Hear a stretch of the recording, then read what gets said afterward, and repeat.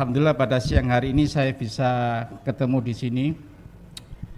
Sudah lama ini Pak Kiai Haji Nurul itu minta saya untuk bicara masalah ini. Tapi karena waktu saya sering keluar kota sehingga baru kali ini bisa hadir ini.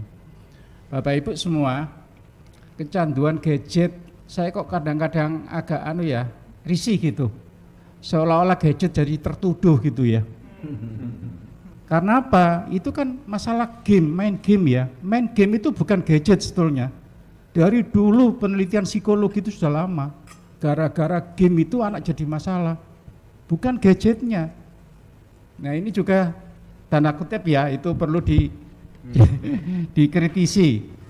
Karena dari hasil riset anak bermasalah itu bukan karena semata-mata gadget untuk komunikasi, tapi gadget untuk gamenya, dan itu sudah lama kasusnya itu mengenai kecanduan game, mungkin lebih tepatnya kecanduan game itu. Ini yang pertama. Yang kedua, kalau kita bicara kecanduan gadget itu seolah-olah itu kita dari min ya itu dinetralkan, tidak ada upaya dari nol untuk dipluskan, kira-kira gitu. Karena apapun gadget itu kan tadi sudah disampaikan oleh pembicara pertama, ada sisi positif, ada sisi negatif, ada peluang, ada ancaman, kira-kira seperti itu. Coba mungkin kita perlu riset sejauh mana positifnya gadget itu kepada anak, perkembangan anak, termasuk juga sejauh mana negatifnya. Kalau dalam psikologi itu ya, kita tidak hanya membicarakan masalah negatifnya saja, yang itu kemudian nanti ada tindakan kuratif atau preventif melalui terapi gitu, tapi juga kita juga membicarakan mengenai konstruktifnya. Jangan-jangan manfaatnya gadget jauh lebih banyak dibanding dengan madorotnya, kira-kira seperti itu. Sebab kalau tadi ya terminologi istilah kecanduan itu sebetulnya itu bukan semata-mata pada gadget, tapi juga game-game sebelumnya itu. Saya teringat dalam ayat itu kan gini, al-hasanat yudhibnas sayyiat. Jadi kita nggak perlu menurut teori ini ya, ayat ini kita tidak perlu repot-repot menyelesaikan masalah kecanduan gadget. Tapi lebih baik bagaimana kita membuat gadget itu sesuatu yang bermanfaat, yang dengan manfaat itu otomatis aspek negatifnya hilang. Karena al-hasanat yudhibnas sayyiat. Jadi kita nggak perlu ya menterapi marah, menterapi kikir apa itu, enggak. Tapi cukup dengan kita ngasih sabar, otomatis marahnya akan hilang. Sama dengan kalau kita memberikan makna, manfaat pada gadget itu, otomatis kecanduan itu akan hilang. Nah, Bapak Ibu, mungkin saya ingin ini mencoba membandingkan dua hal itu. Makanya saya kasih topik di sini, gadget di multi era perspektif psikologi, antara peluang dan ancaman. Bapak Ibu, ini ada teori jam gandul. Coba kita lihat ini. Ada jarak, tempo, dan durasi. Tingkat kecepatan, kemudian jaraknya dan sebagainya sama. Inilah teori jam gandul apabila kita gunakan untuk gadget. Artinya apa? Sisi positif negatifnya itu hampir sama. Pandulannya hampir sama. Tergantung bagaimana kita pendulumnya itu kita kemanakan. Ini yang penting. Dan pendulum itu sangat tergantung dengan stimulannya. Stimulannya itu bisa dari eksternal. Misalnya ada angin.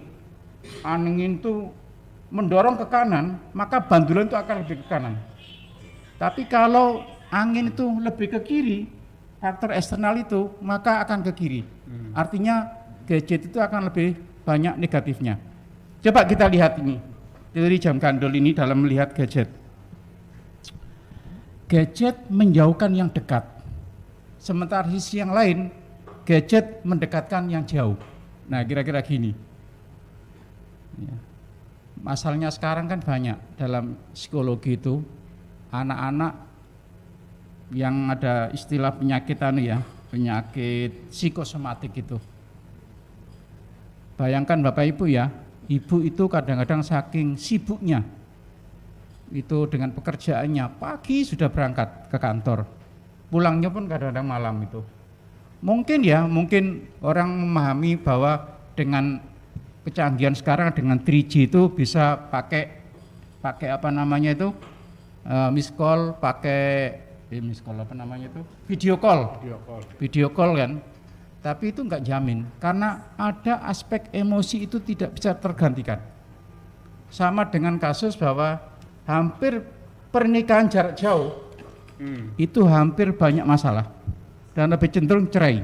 Kalau tidak cerai, poligami. Poligami kok lihat sini. Kenapa kalau poligami kok saya langsung melihat ke kiri ini? Ada apa ini? Karena apa? Ada satu emosi itu tidak bisa digantikan dengan sekedar video call, tapi harus berhadapan langsung. Nah, ini gadget mendekatkan yang jauh atau gadget mendekatkan yang dekat. Menjauhkan yang jauh atau mendekatkan atau menjauhkan yang dekat itu ya. Ada dua ini. Coba kita yang berikutnya. Mana tadi? Silaturahim tergantikan dengan WA. Hilang kecerdasan interpersonal, bahkan empati simpati. Tapi sisi yang lain justru memperluas jaringan silaturahim. Saya berani taruhan, kita mencoba sosial eksperimen. Misalnya tiba-tiba saya ke rumah beliau tanpa WA dulu.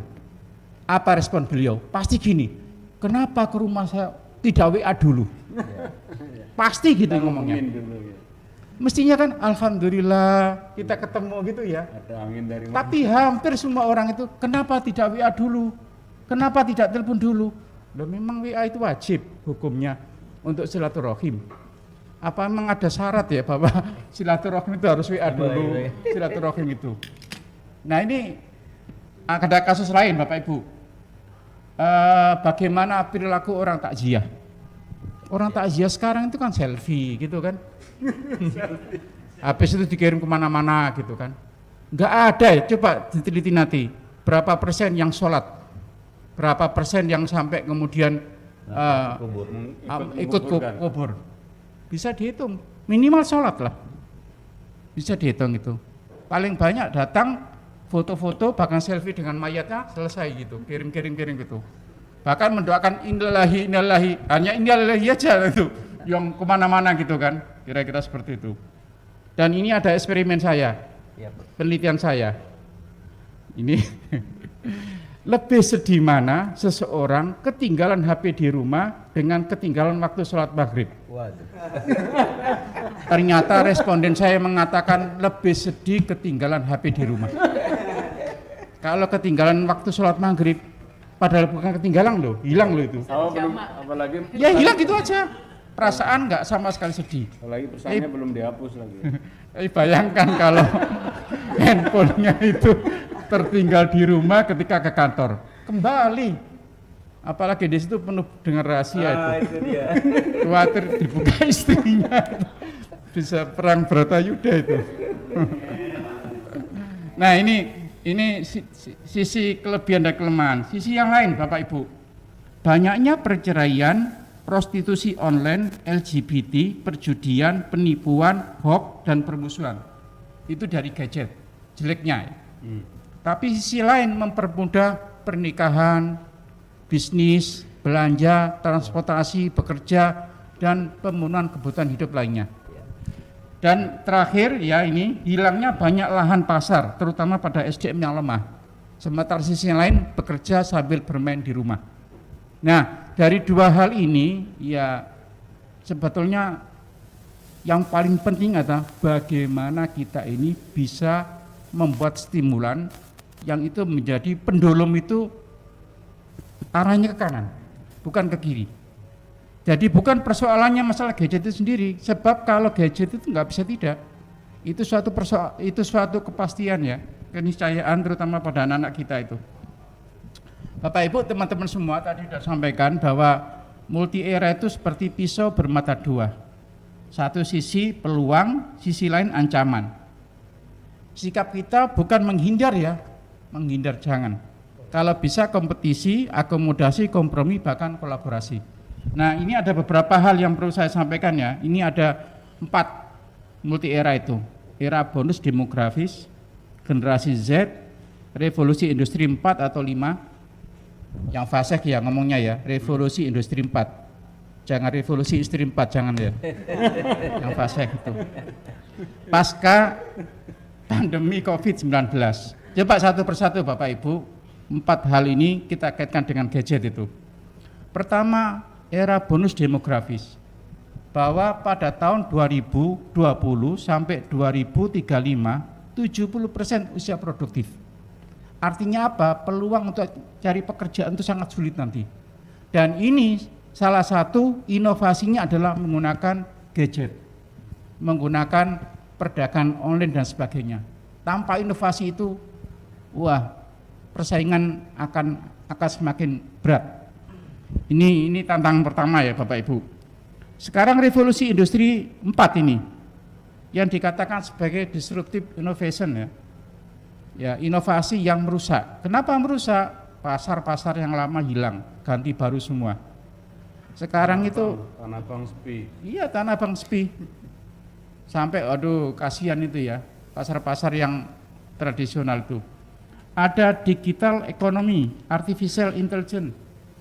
Sekarang itu bikin disertasi itu ya, yang dulu sulit itu, setengah jam selesai pakai ChatGPT itu. Saking canggihnya sekarang itu. Big data, robotik, kendaraan otomatik, 4 dimensi, bioteknologi, kuantum komputasi ya. Bapak Ibu. Iya ini. Saya kira nggak usah lah ini ya. Bahwa kita sekarang itu era digitalisasi, bahkan Jepang itu katanya ternyata era revolusi 4 itu menghilangkan sisi kemanusiaan. Saya dulu ya, kalau kita itu lapar, kalau kita lapar itu adalah mancing dulu. Ketepatan Pak Ketua, saya suka mancing di laut.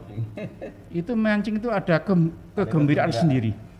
Lalu kalau dapat ikan kita masak bersama, itu ada kegembiraan sendiri. Lalu kita masak bersama, makan bersama, itu sekian kegembiraan, kebahagiaan. Tapi sekarang tinggal GoFood, GoSend, set itu. Ternyata oleh Jepang itu justru mengakibatkan dehumanisasi. Maka Jepang mengatakan sekarang itu revolusi industri 5 dengan new society. Dengan apa? Ya ini personalization itu. Jadi Jepang sudah ke sana, kita mungkin baru menginjak ke revolusi industri 4 itu. Bapak Ibu, teman-teman semua, kenapa kita tidak hanya membicarakan masalah kecanduan gadget, tapi juga sisi positifnya.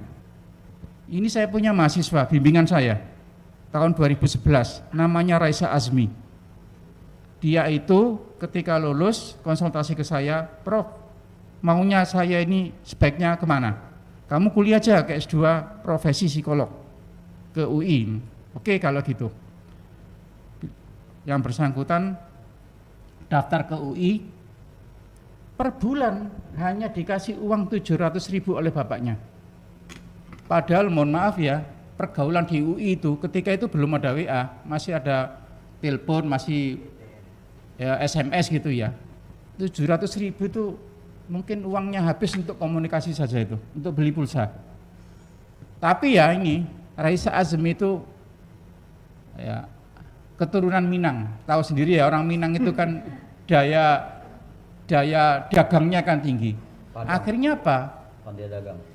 Uang 700.000 itu diolah-olah, dia dagangkan jilbab dan sebagainya ya online. Dan omsetnya bisa 1,5 M per bulan. Ketika saya tanya, Raisa, berapa sih untungnya kamu? Saya tanya gitu kan. Waktu itu saya datangkan ketika saya jadi dekan Fakultas Psikologi itu. Kira-kira 20% dia senyum. Kenapa senyum? Lebih ya? Iya Pak, dagang biasa saja Pak. Yang begitu banyak pegawai, begitu banyak tempat, lebih dari 20%. Apalagi dengan online, tanpa tempat, tanpa banyak orang, pegawai. Berarti lebih dari 20%. Terus kalau gitu saya berhenti jadi dekan aja lah. jadi anak buahmu aja itu. Lah coba ya bayangkan, kalau gini kemudian gadget itu tidak kita manfaatkan, siapa sekarang yang milikinya? Sayang sekali. Ini ya memang ada masalah. Nanti coba kita dua-duanya kita pecahkan itu. Tapi ya gitu ya. Ini saya katakan bahwa revolusi industri 4 yang ditandai dengan gadget dan sebagainya itu ternyata tidak bisa membawa kebahagiaan. Justru Jepang ingin ke revolusi industri 5 itu dengan New Society. Ini daftar kebahagiaan, indeks kebahagiaan dunia ini. Ternyata yang tertinggi itu Finlandia. Kita lihat ini yang Asia. Jepang itu 46. Turun. Naik dikit, turun lagi. Makanya Jepang itu kemudian udahlah, ternyata materi itu tidak semata-mata bisa membahagiakan. Indonesia sih nggak usah lah dibicarakan ya. Ini yang jadi indikatornya itu pendapatan, kebebasan, kepercayaan, usia harapan hidup, dan tunjangan sosial dan keramahan. Ini. Oke, nah generasi Z juga demikian ya, generasi yang gadget dan sebagainya itu, generasi YOLO, FOMO gitu. Oke, nah ini ada survei ini, saya kutip aja dari internet ini ya. Hal-hal yang paling dikhawatirkan generasi Z, pertama menjadi beban keluarga, 37,7%, ya. Ini ada persentasenya nih. Kalau usia 15 sampai 17 tahun 35,13%. Kalau usia 18 sampai 20 tahun tambah tinggi ya 38,98% dan seterusnya ini. Ini hal-hal yang dikhawatirkan oleh generasi Z. Panutan. Nah, yang paling menarik ini Bapak Ibu. Kantor dan pekerjaan yang ideal bagi generasi Z adalah pertama Gojek, Tokopedia, Narasi, Traveloka, dan seterusnya. Semuanya menggunakan gadget sebagai alat. Lah kalau kemudian kita cenderung melihat kecanduan terus, kapan yang bisa, ini siapa yang nanti yang memilikinya gitu kan? Kira-kira seperti itu. Iya itu iya. Tapi makanya nanti kita ingin merumuskan ya kayak apa formatnya supaya hal-hal yang positif itu bisa kita kembangkan, sementara yang negatif itu bisa dieliminir, kira-kira seperti itu. Generasi Z Indonesia anggap agama paling penting. Nah ini masalah alhamdulillah ya, 93%. Yang jelek ini ya Perancis ini ya, Perancis, Jepang jelek ini. Oke. Nah ini generasi Z, generasi yang tumpul dalam emosi, hingga kurang punya kecerdasan emosional atau intrapersonal dan sosial atau interpersonal. Sementara revolusi industri 4 itu revolusi industri bukan saja mengganti energi hidup dengan mesin, tapi pikiran, perasaan manusia pun diganti dengan mesin. Ini terakhir Bapak Ibu mengenai era pasca pandemi COVID-19 ini. Ini sebagai psikologi musibah ya dunia yang multikrisis, kesehatan, ekonomi, sosial, dan spiritual itu. Iya kalau orang itu bisa menyelesaikan masalahnya, maka dia akan normal gitu ya. Kalau tidak, maka dia akan depresi. Karena memang COVID kemarin tuh mengubah segala-galanya itu, Bapak Ibu. Nah, yang terpenting di sini adalah setelah kita memahami dari karakteristik multi era itu, bagaimana solusinya dengan gadget ini? Ini yang penting itu. Kalau besarannya kira-kira ada dua hal ini. Menyiapkan dan mengembangkan SDM sejak dini untuk mengambil alih kekuatan gadget. Yang kedua, antisipasi dampak negatif terutama dehumanisasinya dan mencarikan solusinya. Mungkin nanti satu persatu ya Bapak Ibu. Saya kemarin sempat terjebak ketika mengajar di UIN. Ajar mahasiswa psikologi. Ada salah satu dari pemakalah itu presentasi. Tiba-tiba ada temennya itu main handphone gitu kan. Saya langsung tegur itu. Anda itu gimana? Teman Anda itu lagi presentasi, Anda kok main HP? Terus dia bilang gini, mohon maaf Pak, saya tidak main HP. Saya juga searching cari bahan untuk bagaimana nanti diskusi. Bapak Ibu, saya malunya setengah mati itu. Betul-betul malu saya. Akhirnya apa? Gara-gara itu tugas UAS udah nggak pakai ujian-ujian, bikin makalah atau bikin TikTok. Di-upload. Iya, bikin TikTok. Jadi kan saya mengajar psikosofistik, sabar, syukur, tapi sabar dalam setting psikologi ya, bukan sabar dalam setting ilmu tasawuf, gitu kan. Bikin TikTok. Yang nilai bukan saya, sebab kalau saya yang menilai, saya juga nggak ngerti TikTok kan. Kata anak saya ketempatan di pemasaran ya, dia tahu. Ayah, kalau ayah mendapatkan TikTok di grup, berapa detik ayah itu bisa bertahan? Kalau lebih dari 8 detik, berarti TikTok itu bagus. Makanya kan ketika ada kiriman gitu ya, kalau nggak suka langsung geser gitu kan. Nah, kata anak saya, TikTok yang bagus adalah 8 detik pertama orang itu masih bertahan, itu bagus itu. Nah, masih ingat nggak dulu kita bikin buku saku Akhlakul Karimah? Iya. 2 tahun yang lalu atau 1 tahun yang lalu? Saya kan nggak setuju itu.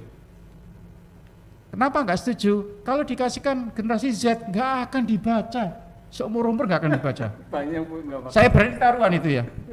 Terus gimana? Bikin TikTok aja. TikTok yang singkat, padat, tapi bagus. Ya memang dengan segala kelebihan dan kelemahan Bapak Ibu ya. Tapi kalau ya, saya yakin kalau buku-buku saku itu sudah nggak dibaca lagi. Kita di hotel kan sudah pakai barcode semua kan, itu kan, langsung gitu kan. Sekarang begitu. Tapi Bapak Ibu, satu hal lagi dan terulang 2 kali 2 semester ini. Saya sempat jengkel banget itu ya. Mahasiswi di depan saya persis itu dia ngaca pakai handphone ya, ngaca. Ternyata tidak sekedar ngaca, tetapi apa? Dia ngambil apa namanya kayak bedak gitu ya, sambil gini di depan saya itu gini. Ya Allah. Mudah-mudahan ini tidak dialami oleh dosen-dosen yang lain. Waduh saya. Ini kadang-kadang, makanya ini bagaimana 2 hal ini. Satu sisi saya kepengen seperti Raisa Azmi tadi, di mana kita bisa mengambil pasar gitu kan melalui gadget, tapi di sisi yang lain hal-hal yang negatif itu kita eliminir gitu. Jangankan kita bicara masalah gadget Pak, ada survei souvenir haji umroh itu ada 12, 11 diantaranya itu made in China. Hanya 1 made in Arab itu, enggak tahu apa itu ya. Arab itu jangan-jangan siwak gitu atau apa gitu kan. Yang Arab cuma siwak ya. Nah, kayak gitu ya, jangan sampai lah kita itu kalah dengan yang lain tuh. Oke, dikit Bapak Ibu. Nah, sekarang masalah gadget dan solusinya, Bapak Ibu. Di dalam psikologi itu ada 4 ya, bio, psiko, sosio, spiritual. WHO itu ya. Coba kita lihat tadi gangguan karena gadget ini. Gangguan biologisnya, kurangnya aktivitas fisik, misalnya kemampuan artifisial bukan real. Jadi mereka itu sekarang kalau suruh main game di handphonenya, oh hebat itu, bisa jagoan. Tapi kalau suruh sepak bola beneran, keok gitu, keok. Kalau dia main motor GP di game, juara. Tapi kemarin ya, ketika di Mandalika itu ketepatan kok saya dapat tiket gratisan yang VIP itu ya. Satu pun nggak ada pembalap dari kita. Nggak ada, kita konsumen. Kalah. Ya. Kalau suruh main game itu menang gitu kali. Sepak bola menang. Oke, gangguan tidur tadi sudah sampaikan ya. Gangguan tidur, pola tidur berbeda, insomnia, sulit tidur. Ya, produksi hormon tidur akibat cahaya biru itu ya, dan kelelahan berkepanjangan. Bapak Ibu, kalau orang ada gangguan tidur itu kasihan tuh. Saya pernah baca itu 60% masyarakat perkotaan Amerika tidak bisa tidur kalau tidak mengkonsumsi obat tidur. Saking apa? Saking resahnya. Untuk tidur saja harus pakai obat tidur. 60% itu diantaranya tidak bisa tidur kalau tidak mabuk berat. Jadi minum, teler, baru bisa tidur. Beda dengan kita ya, alhamdulillah saking bahagianya itu ya. Acara seperti ini ngantuk enak saja itu kan. Kalau jenengan kalau khutbah itu berapa persen yang mendengar?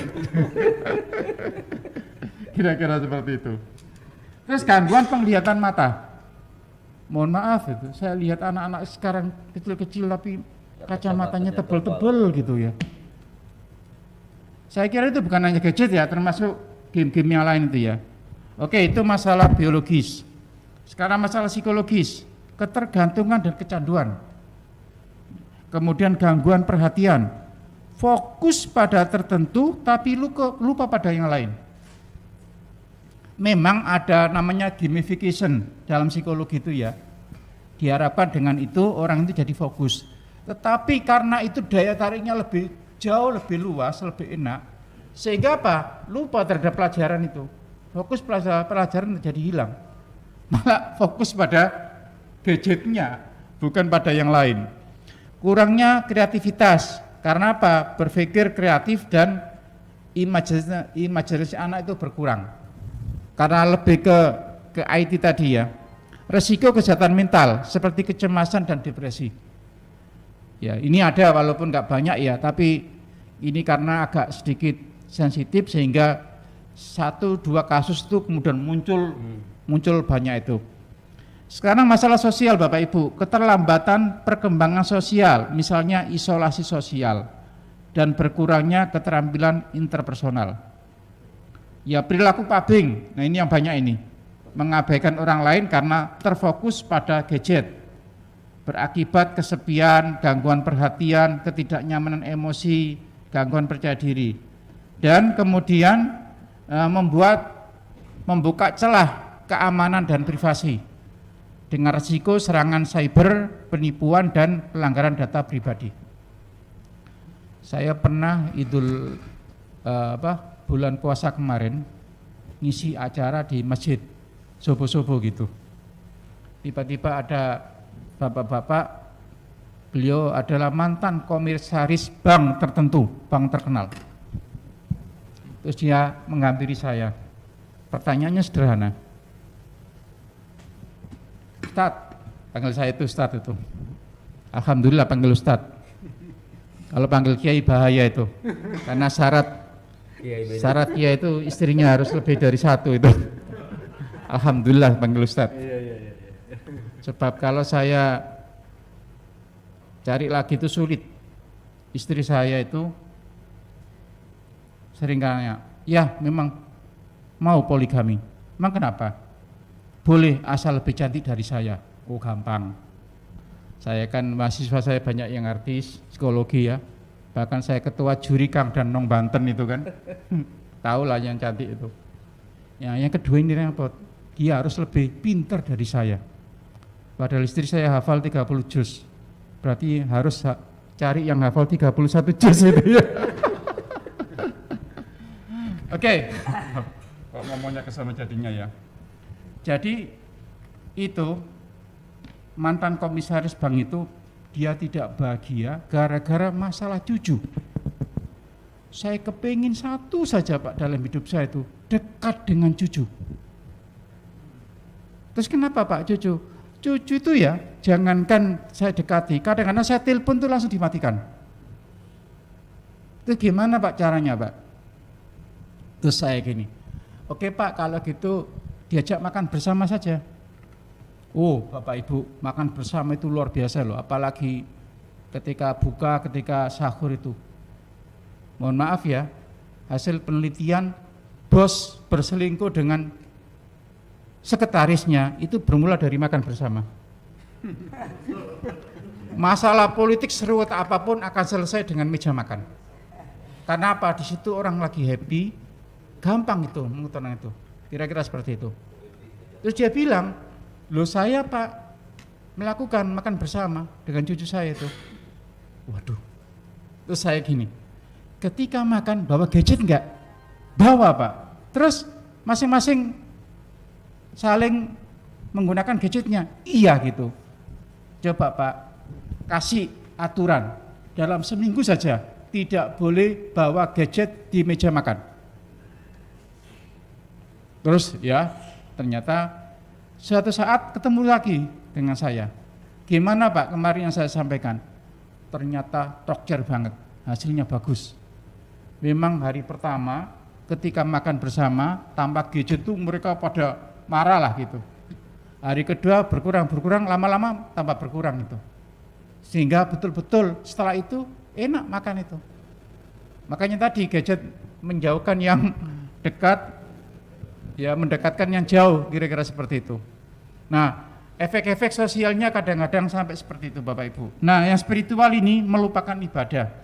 Karena main game, lupa ibadah, bahkan kehilangan roh kekhusyuan. Saya pernah mewawancari anak-anak ya, ketika habis main game, lalu kemudian dia sholat, hampir bacaannya itu sudah lupa, masih dia ingat gamenya, apalagi gamenya itu masih tanda kutip ya, menggantung. Ada apa yang baru diselesaikan itu. Saya kok teringat Imam Ghazali. Imam Ghazali itu suatu saat ngimami. Kakaknya namanya Imam Ahmad itu di belakangnya. Begitu setelah sholat, kakaknya menegur, Ghazali, kenapa kamu kok hatimu penuh dengan darah gitu. Kaget Imam Ghazali. Oh iya, saya tadi lagi nulis mengenai darah haid, nifas, istighadah. Dan itu kemudian terbawa sampai sholat saya. Dan itu diketahui oleh kakak saya itu. Sampai Imam Ghazali, kakak berguru pada siapa? Saya kepingin berguru pada guru kakak. Oh silakan di sana. Dia itu marbot di masjid sana gitu ya. Nah, Imam Ghazali saja ketika nulis sholat itu masih teringat ya. Orang sekelas beliau, apalagi anak-anak kita ini main game, wah pasti tuh roh kekhusyuan itu akan hilang itu. Dikhawatirkan kehilangan imajinasi akhirat. Karena apa? Seluruh game itu adalah terwadai di sana. Bahkan mohon maaf ya, kadang-kadang yang nggak bagus itu hadiahnya itu yang porno gitu kan, kadang-kadang gitu. Nah ini gangguan karena gadget ini, bio, psycho, sosio, spiritual. Saya kira solusinya tadi sudah disampaikan oleh narasumber yang pertama ya. Tapi saya ingin sedikit mengulang ini. Sebisa mungkin kita bisa mengenali masalah. Menggunakan gadget sudah mencapai taraf tidak sehat ya, kira-kira gitu. Tadi Kiai Nurul tanya saya, berapa orang itu disebut kecanduan? Itu beberapa faktor ya. Ada anak itu yang 5 jam itu sudah kecanduan. Ada yang 3 jam itu kecanduan. Tergantung kekuatan daripada anak itu. Tapi dalam teori fungsional ya, bukan masalah jamnya, tapi kalau sudah merasa ini sudah nyaman, taraf tidak sehat itu, ya sudah harus segera diantisipasi. Mungkin Bapak Ibu kita sebagai guru atau sebagai orang tua, sebagai keluarga gitu ya, bisa melihat dari sisi gejala perilaku yang ditampilkan oleh anak tersebut. Menetapkan batasan waktu, kemudian mengalihkan perhatian seperti seni, olahraga, dan kegiatan sosial. Pasti kalau anak lagi diem itu mendingan main game daripada yang lain. Tapi kalau ada kegiatan seni, olahraga akan tergantikan. Mengurangi aksesibilitas, bahkan gadget dari tempat belajar, tempat tidur, tempat makan bersama, apalagi tempat ibadah.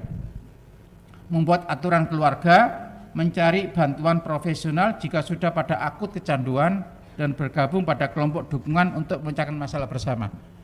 Biasanya kalau antar orang tua yang anaknya bermasalah dengan gadget, kecanduan, saling diskusi ya, dan saling curhat, saling memberikan solusi gitu. Oh pengalaman saya demikian gitu, misalnya gitu.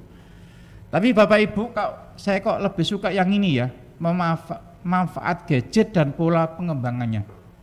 Karena saya tadi berangkat dari ayat al-hasanat yudhibna sayiat. Kebaikan itu akan menghilangkan kejelekan. Kalau kita memanfaatkan gadget dengan semanfaat-manfaatnya, mungkin main game itu akan hilang itu.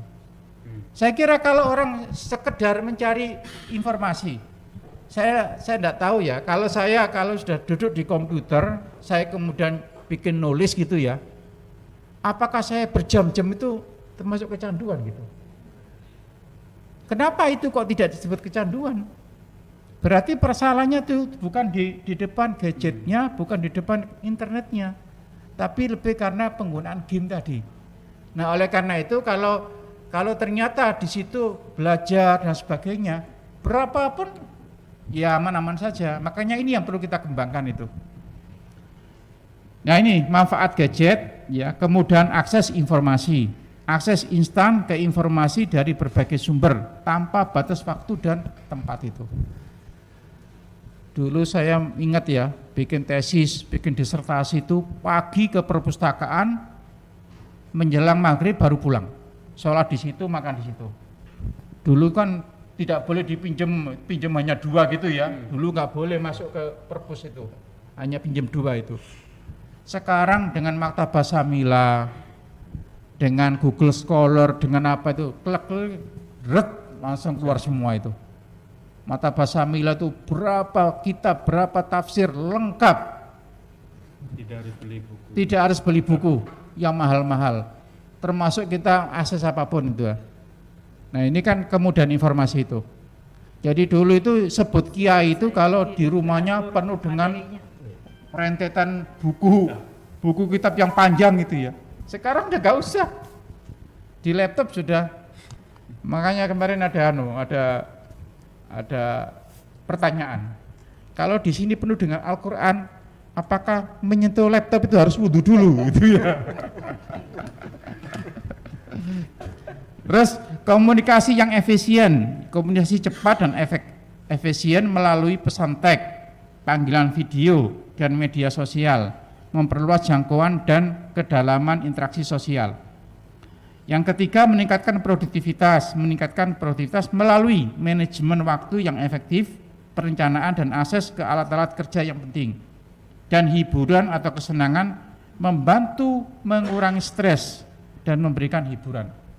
Nah, kalau menurut saya Bapak Ibu, kalau ini kita rumuskan dengan baik, saya yakin tadi hal-hal yang negatif itu akan hilang dengan sendirinya. Nah, ini manfaat gadget, saya kira ekonomi, pendidikan, sosial, politik, dan agama. Dan Bapak Ibu, kita satu contoh aja ya mengenai pendidikan ini.